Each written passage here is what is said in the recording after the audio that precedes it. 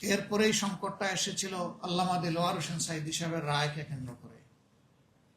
এই অন্যায্য প্রতিহিংসামূলক রায়ের প্রতিবাদে সাধারণ জনগণ সেদিন বিক্ষোভে ফেটে পড়েছিল সারা দেশ।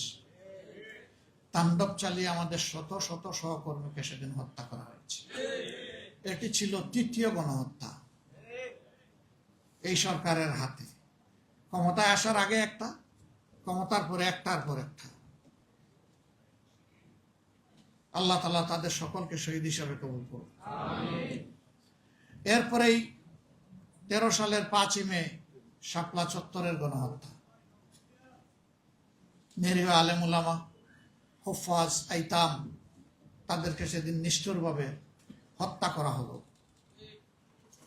যিনি সরকারের প্রধান নির্বাহী ছিলেন তিনি ব্যঙ্গ করে বললেন, কেউ ওখানে মরে নাই, হেফাজতের লোকেরা রং ছিটিয়ে তারা শুয়ে পড়েছিল।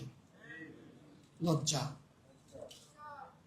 আমি বাদ দিলাম প্রধানমন্ত্রী, একজন মানুষের বিবেক কোথায় যায়? মানুষকে অবলীলায় খুন করার পরে মানুষকে নিয়ে এরকম আবার বিদ্রুপ করা হয়। এটি ছিল তাদের হাতে তৃতীয় গণহত্যা। চতুর্থ গণহত্যা। সম্মানিত ভাইয়েরা, এরপরে একের পর এক সারা বাংলাদেশের প্রত্যেকটি জেলা উপজেলায় বিভিন্ন ছুতানাতায় মানুষকে ধরে নিয়ে কাউকে করা হয়েছে গুম, কাউকে করা হয়েছে খুন, কাউকে করা হয়েছে পঙ্গু, এবং কাউকে নির্যাতন করে জেলে পুরা হয়েছে।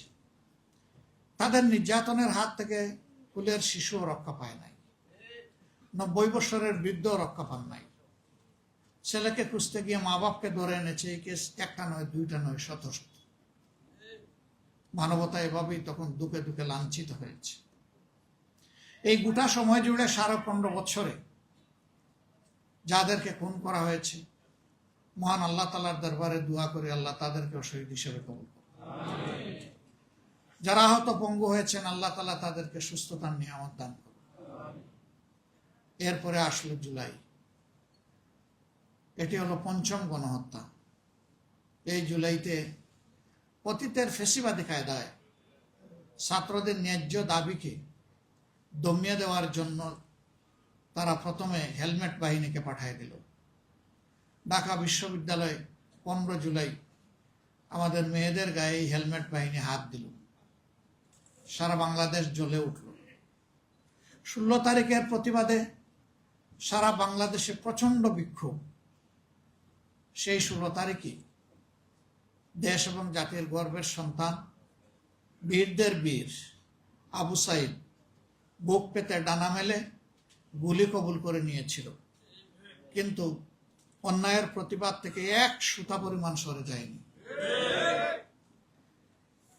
সে জাতিকে জীবন দিয়ে গেছে, আঙ্গুল দিয়ে দেখিয়ে গেছে জাতির জন্য কিভাবে গৌরবের জীবনটা উৎসর্গ করতে হয়।